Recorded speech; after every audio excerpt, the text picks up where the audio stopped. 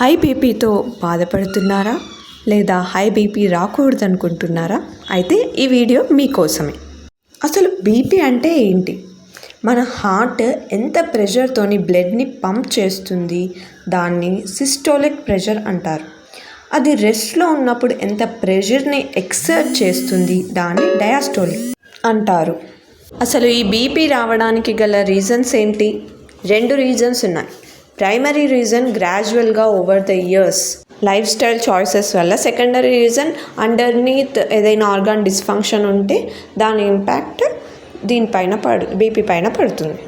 Primary రీజన్స్లో life style choices like drinking, smoking, junk food తినడం, saturated fats తినడం, high salt content తినడం, దీనివల్ల over the years obesity form అవుతుంది.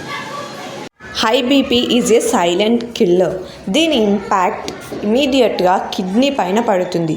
అది ఆర్గాన్ డ్యామేజ్ అయ్యే వరకు కూడా తెలీదు. High BP is very dangerous. అందుకని హై బీపీ కంట్రోల్లో ఉండడానికి మనం హెల్తీ ఫుడ్ తీసుకోవాలి. Healthy food in sense unsaturated fats, healthy life style like exercise చేయాలి. మనము మెన్లోనే ఎక్కువగా హై బీపీ చూస్తాం. దానికి రీజన్స్ ఏంటి అంటే టెస్టోస్టిరాన్. మెన్లో మేల్ సెక్స్ హార్మోన్ టెస్టోస్టిరాన్, ఇది హై బీపీని ఇండ్యూస్ చేస్తుంది. ఇదే కాకుండా రిలేటివ్లీ అమ్మాయితో పోలిస్తే బాడీ మాస్ ఇండెక్స్ ఎక్కువగా ఉంటుంది. వాస్క్యులర్ డిఫరెన్సెస్ కూడా మ్యాన్కి ఎక్కువగా ఉంటాయి. అండ్ బయాలజికల్ మెకానిజమ్స్ కూడా ఒక రీజనే మెన్లో ఎక్కువగా హై బీపీ చూడడానికి. మరి ఉమెన్లో హై బీపీ ఉండదా అంటే ఖచ్చితంగా ఉంటుంది. ఆఫ్టర్ మెనోపాస్ ఎక్కువ ఛాన్సెస్ ఉన్నాయి ఉమెన్కి హై బీపీ రావడానికి. ఎందుకంటే oxytocin helps women to relieve the blood pressure.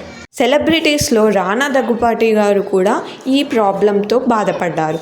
High BP వల్ల కిడ్నీ ప్రాబ్లం వచ్చింది. వాళ్ళు ఎక్సర్సైజ్ చేస్తారు కదా, మళ్ళీ ఎందుకు ఈ ప్రాబ్లం వచ్చింది అని మీరు అడగొచ్చు.